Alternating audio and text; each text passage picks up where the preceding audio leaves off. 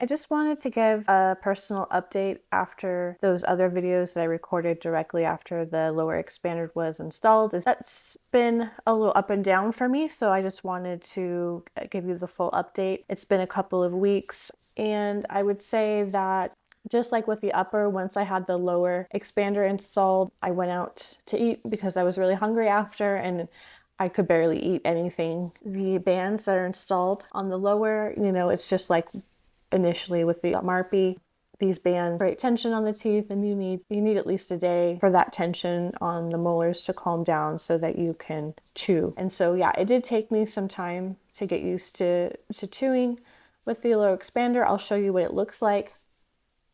Just like initially with the MARPE, I felt uncomfortable eating. I thought, oh wow, this is really going to be a lot. I have this upper appliance getting in the way of eating, and then I have the lower on top of it. It's really hard to chew and swallow.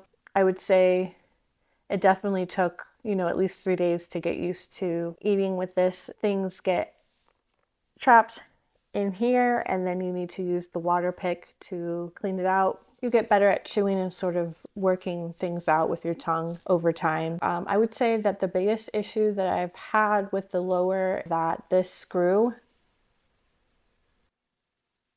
in the lower expander contains nickel, and somebody who has some degree of mast cell activation, I was feeling a few days after the install, I started to feel itchy, like little sensations of needing to itch all over. And then I kind of noticed that some reactivity to certain foods that were going down since I had the MARPE installed were increasing since I had the lower expander installed.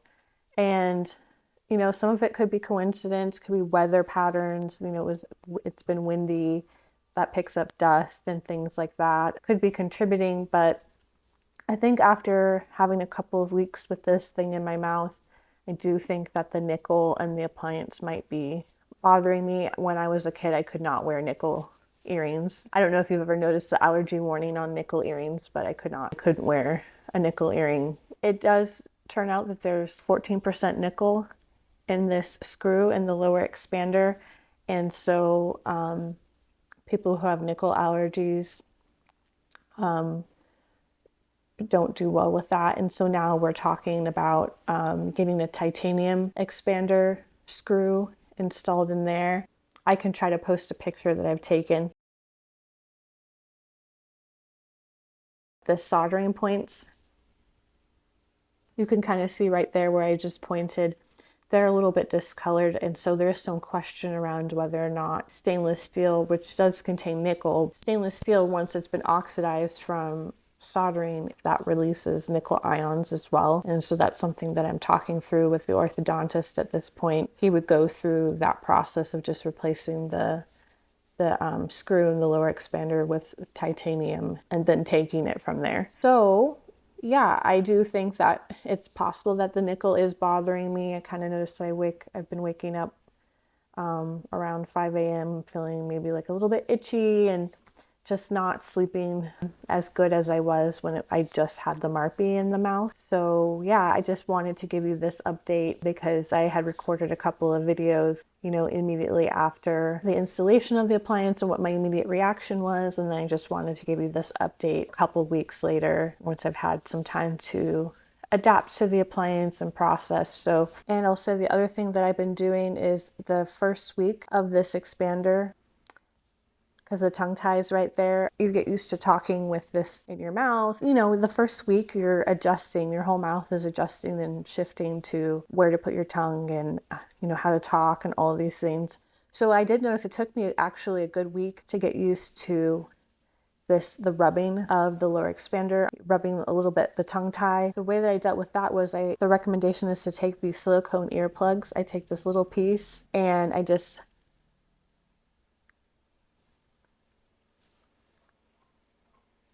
fit it on there, and then my tongue can rest on top of that.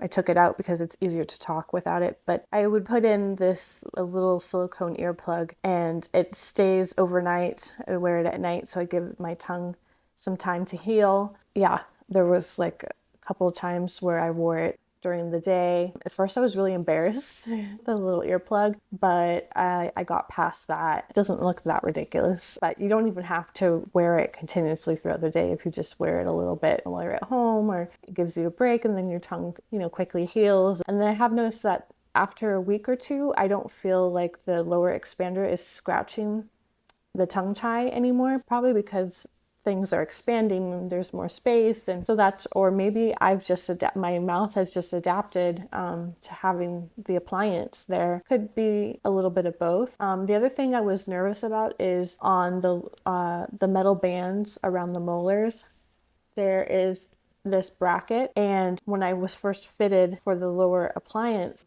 I was worried about that bracket, which will fit the braces when the time comes, scratching and poking my cheek. So much so that the dental assistant said, "Oh, I think you're really sensitive. I think you should go the route of getting aligners instead. That way you don't have this thing poking your cheek and you don't have to deal with braces and brackets and that sort of thing." I noticed when it was first installed, I felt it touching my cheek, and sometimes I felt like maybe like the skin was sort of pinching just a little bit on it, nothing too bad. And I even thought, oh, the more that I talk, the more that this is going to scratch my cheek and I'm going to have a callus and all this stuff.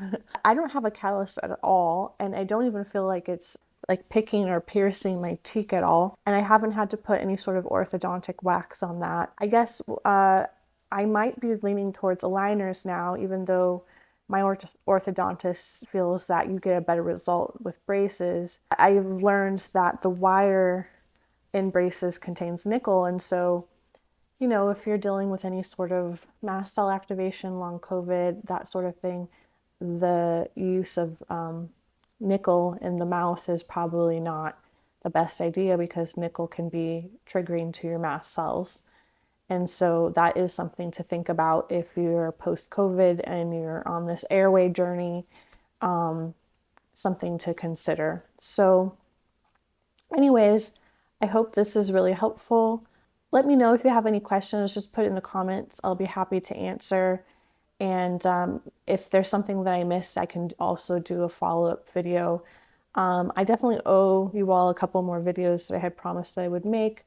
But, I haven't been feeling super great. I've needed a couple of weeks to adapt to this lower expander, and then just the questioning around if the nickel in the appliance is causing some issues for me. I hope to have that for you all soon as things start to calm down here. And I'll definitely keep you posted about this titanium expander that they want to put in the mouth and that sort of thing.